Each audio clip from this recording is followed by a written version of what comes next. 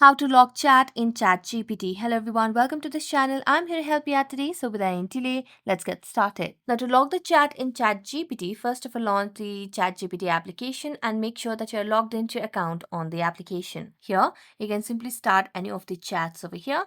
And as you have the chat, you can simply tap on the three dotted lines at the top right corner of the screen. Now select on the option of add to project. Now since we do not have the option to log the chat, we have to tap on the option of add to project. Select on new project and you can simply name the project over here, private team, and then select on create project at the top right corner of the screen. So as you tap on create project option, it will start creating the project. So it might take few seconds depending on the connection that you have.